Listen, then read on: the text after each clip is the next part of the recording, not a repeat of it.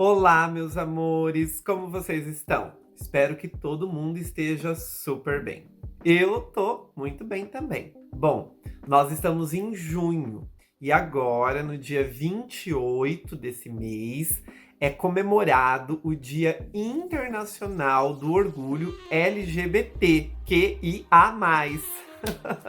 São muitas siglas, mas isso agora não importa. É um mês muito importante, para muitas pessoas, não só os homossexuais, mas para todas as pessoas que buscam viver numa sociedade cada vez mais justa, numa sociedade cada vez mais respeitosa. Porque todas as vezes que a sociedade evolui e acaba defendendo, acaba priorizando o direito de partes dela mesma, todas as outras partes acabam ganhando com isso. Esse dia 28 ele foi escolhido porque ele é uma homenagem.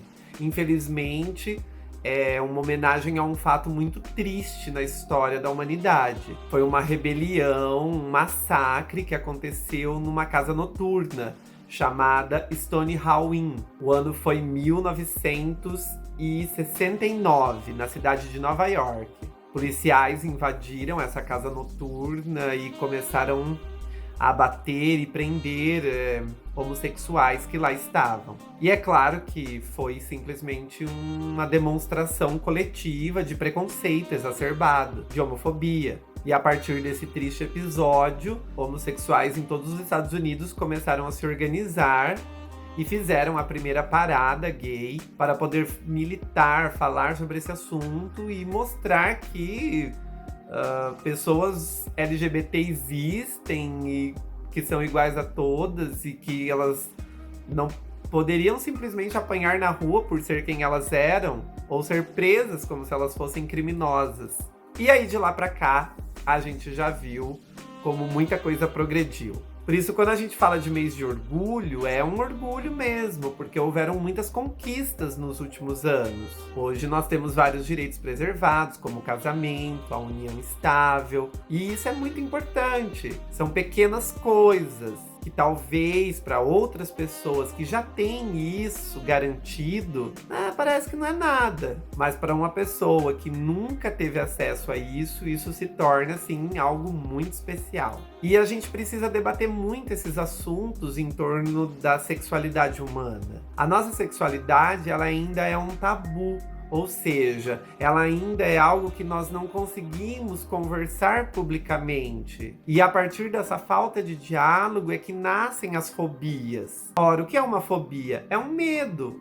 E o medo é um medo irracional. É um medo, às vezes, de coisas que não são perigosas. Como, por exemplo, muitas pessoas, elas têm medo do escuro. É um medo irracional. Talvez em algum momento da vida dela aconteceu alguma coisa com ela e ela associou que o escuro era muito perigoso. E aí sempre que ela fica no escuro, ela tem um pânico, ela quer sair correndo, acendendo uma luz, enfim. Outras pessoas têm muito medo de barata. Mas nossa, o que é a barata perto da gente, né? A barata é um pequeno inseto que com uma chinelada ou só com um xixi, ela voa para bem longe da gente. Mas tem pessoas que têm pânico de barata. A barata chega, a pessoa já tem a fobia, tem aquela sensação muito ruim. É um medo incontrolado. Esses medos, eles são todos irracionais, eles não são pensados. E também assim é a fobia contra pessoas. Pessoas têm fobias de pessoas.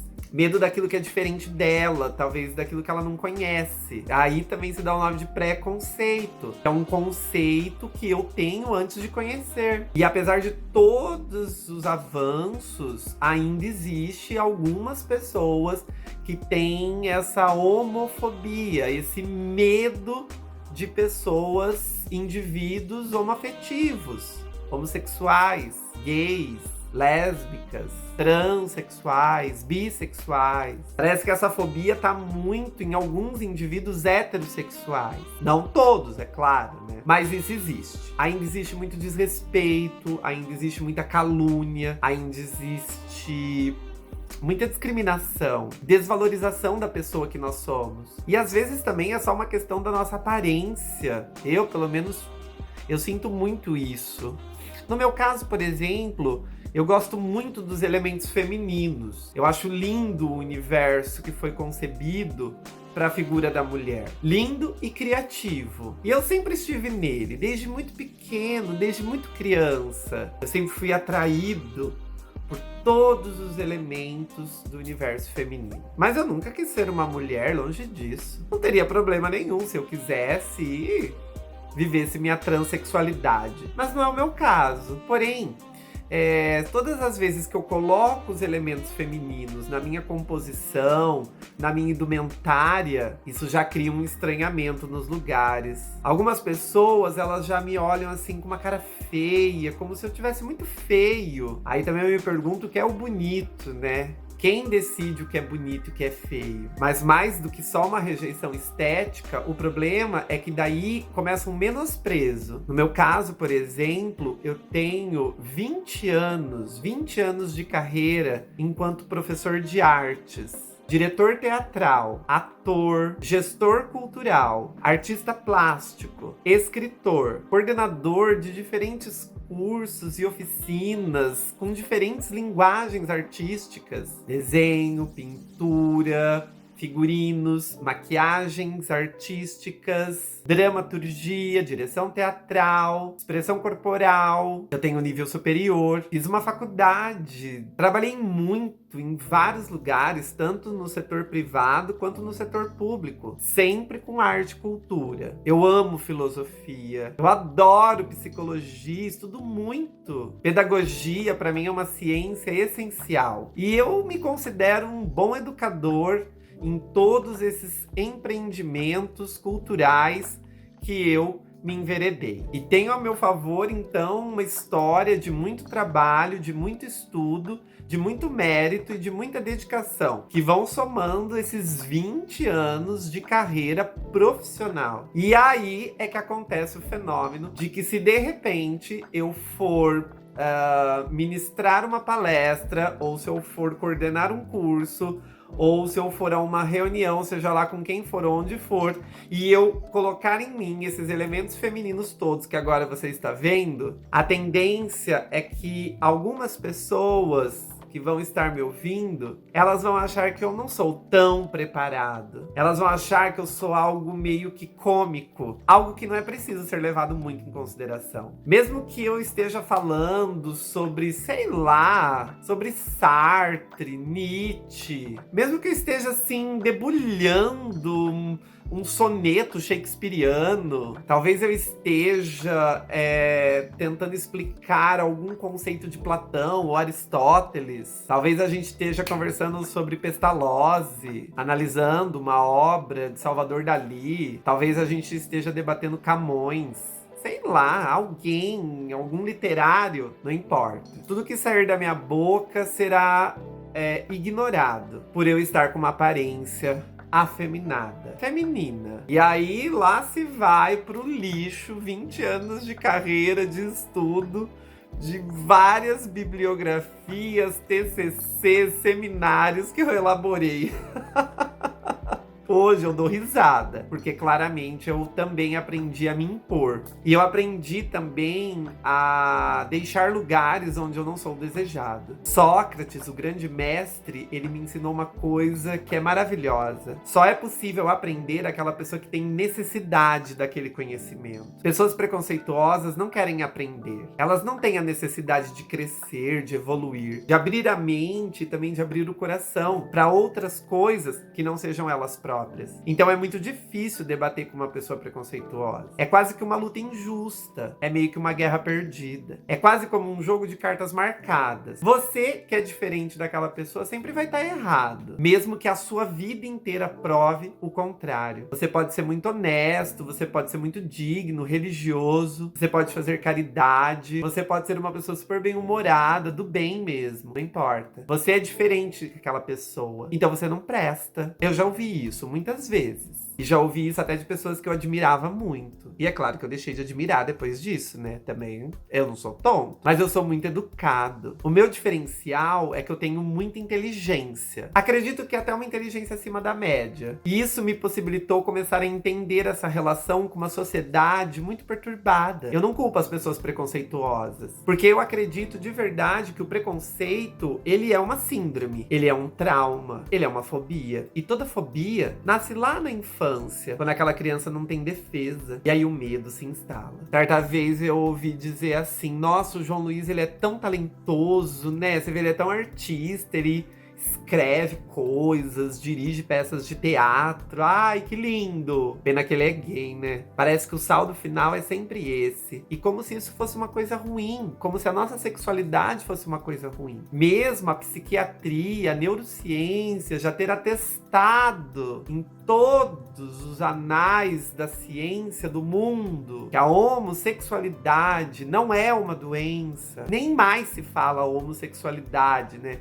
Se fala homoafetividade, que é a capacidade de uma pessoa amar, de ter afeto por outra pessoa que tem o mesmo sexo que ela. É tão básico, é tão simples. Mas ainda hoje, às vezes, no meu dia a dia, eu me vejo tendo que desenhar essas informações para algumas pessoas. Continuam de olhos fechados, de ouvidos tampados. Triste mesmo que às vezes eles têm um filho ou uma filha, um irmão ou uma irmã, um funcionário ou um amigo, que é também um indivíduo LGBT. O que é muito natural. Mas aí a gente vai se afastando e criando barreiras. E isso é péssimo. Porque quando cada pessoa tá isolada num lugar, num gueto, num determinado mundo, aí a gente vai criando fantasias na nossa cabeça sobre o mundo do outro. E que pode criar uma fantasia que é muito melhor ser assim e que é péssimo ser desse jeito. Mas em ambos os casos são apenas fantasias. É uma ilusão criativa da nossa mente. Porque todas as mentes são criativas. A gente sempre vai estar criando algo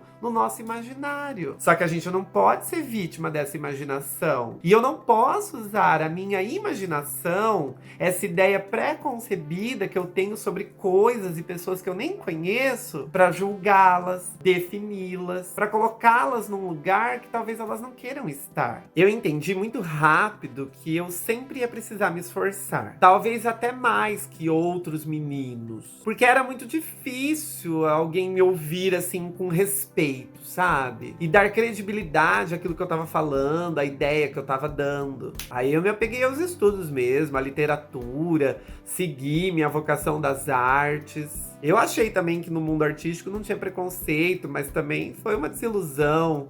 Trabalhei com muitos outros artistas bem preconceituosos, que apesar de eu estar fazendo uma direção impecável, me julgavam pelo fato de eu ser mais afeminado que outros caras. No final mesmo, parece assim que você só vai ter respeito se você tiver uma barba muito peluda. Sei lá, se você usar um terno, uma gravata, um chapéu, um boné. Se você for careca. Se você falar grosso com as pessoas. Se você for até meio estúpido, meio grosseirão, sabe? Aquele tipo de pessoa assim, eu não levo desaforo pra casa. Parece que esse tipo de gente é bem admirada, né, na nossa sociedade. Parece que só tem respeito mesmo quem se assemelha com aquela figura estereotipada do macho, daquele homem meio animalizado, meio da época das cavernas. Até as mulheres heterossexuais passam por isso, porque você percebe que a mulher muito feminina, ela não é muito levada em consideração, não. É mais levada em consideração aquelas mulheres que se masculinizam, que ficam parecidas com esse homem mais embrutecido. E tudo isso é muito grave. Parece conversinha de novela das 6, né? Da Rede Globo, de sessão da tarde, não é não? Tem muita gente sofrendo por conta disso. Tem muita gente sofrendo muito, porque a gente não fala disso. Eu lembro que teve uma época da minha vida, lá na minha adolescência, eu deveria ter 12 anos, 12, 13 no máximo. E eu fui aqui na cidade a um clube local assistir um jogo de vôlei. Na época a escola jogava contra escola, acho que chamava interclasse. Todo mundo na escola ia lá assistir. E eu fui também, porque eu me considerava uma pessoa normal como qualquer outra. E fui até esse clube assistir esse jogo de vôlei. A verdade é que assim, eu nunca gostei de vôlei, nem de futebol. Mas eu queria estar com as pessoas, fazer parte da sociedade. Eu simplesmente fui, entrei nesse clube, sentei na arquibancada, como qualquer pessoa, não fiz nada. Mas só o fato de eu estar lá incomodou um grupo de meninos, colegas, quer dizer, não eram muito colegas meus, né? Eu sei que esses meninos começaram a me ofender, começaram a me xingar. Ai, foi um horror. Usando palavras que eu não quero falar mais aqui, mas me menosprezando por conta da minha sexualidade, pelo fato de eu já ali mostrar que eu era muito feminino. Apesar de eu estar vestido de acordo com o padrão, mas ainda assim meus gestos, minha voz eram muito delicados. E aí eles me xingaram, eles me humilharam e todo mundo ria de mim. Aí eu vi que alguns degraus da arquibancada abaixo havia professores lá da escola sentados assistindo o jogo. Eu pensei, vou me sentar do lado dos professores, porque daí esses meninos não vão mais me xingar. E se eles fizerem, os professores vão me defender, e aí eu vou poder continuar assistindo o jogo. Foi o que eu fiz, eu desci e sentei do lado de uns 3 professores meus da época. Esses meninos desceram juntos, sentaram atrás de mim e continuaram me xingando e me ridicularizando muito, falando coisas horríveis. Aí, o mais espantoso foi que na hora que eu olhei pra carinha dos professores, em vez deles me defenderem, eles estavam rindo também. Que péssimo, não é? Eu só sei que naquele dia esses meninos não pararam. Eles me mandaram embora de dentro do clube. Eu saí, porque obviamente eles estavam me ameaçando me bater. Eles correram uns 3 quarteirões comigo pela rua, pegavam coquinhos assim das árvores que estavam caindo no chão e jogavam nas minhas costas. E eu saí correndo, porque eu sempre fui uma pessoa pacífica e obviamente eu não ia brigar, não ia bater, não saberia fazer. Eu sou uma pessoa da literatura, das palavras, eu sou uma pessoa das artes. Eu não ando armado. Não com revólver e canivete. Eu ando armado com palavras, com ideias, com propostas. Que eu acho que é bem mais útil, mas enfim. Eu só sei que eu fui pra minha casa chorando. Eu desci, atravessei a cidade toda chorando.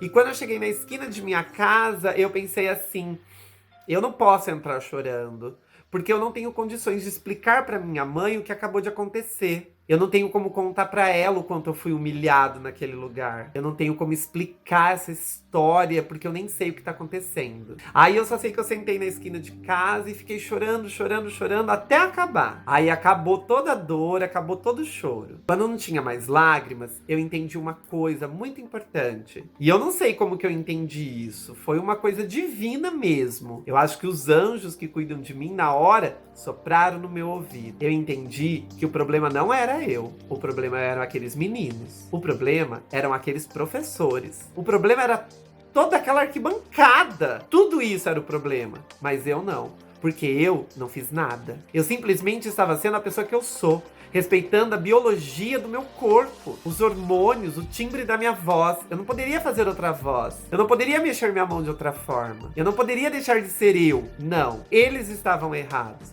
E eu ali, naquela esquina, com 13 anos de idade, eu entendi isso. Mas sabe, eu sou uma exceção. A maioria dos homos afetivos, a maioria das meninas e dos meninos que assim o são, eles se sentem culpados por serem assim. Eles sofrem uma dor que é descabida. Talvez eu ali, naquela tarde, eu poderia, de tão triste, eu poderia ter me matado. Muita gente faz isso o tempo todo. Muita gente tira a própria vida.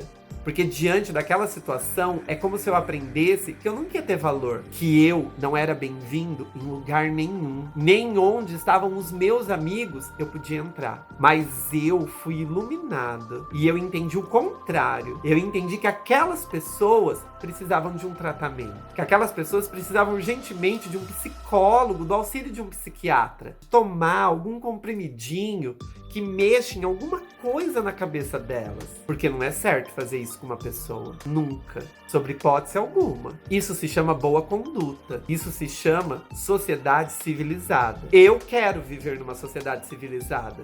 Por isso, eu sou civilizado. Respeito as pessoas de verdade. Eu detesto quando alguém vira pra mim e vai falar assim: Ai, olha, eu respeito a sua opção, sabe? Eu não tenho nada contra, mas Essa fala, ela já vem carregada de um preconceito totalmente camuflado. Se há respeito, não tem esse mas. Não tem por que querer diminuir ninguém, nem exigir que ela seja outra pessoa que ela não é. Apenas respeita. E eu quis contar essa história, não para que você tenha dó de mim. ai, coitado do João, passou essa situação. Passei essa e passei mais muitas outras que ninguém sabe. Porque é claro que eu também não vou ficar usando a minha vida pra ficar me lamuriando. Mas porque ninguém vai fazer nada por mim também, né? Não tem o que fazer, é o passado, foi vivido. Eu não vivo mais assim. Hoje talvez eu até possa ser expulso de algum lugar que eu vá, né? Mas aí a diferença é que eu entro no meu carro, pego o meu telefone e ligo para uma delegacia de polícia. Eu faço um boletim de ocorrência. Eu posso contratar um advogado, denunciar e processar essa pessoa. Porque todos nós temos o direito de ir e vir, independente da nossa aparência, da nossa condição social, da cor de nossa pele, independente de nossa idade, independente se temos alguma deficiência física. Nós temos o direito de ir e vir, de nos expressarmos. Nós temos o direito garantido pela natureza de ser a pessoa que nós nascemos para ser.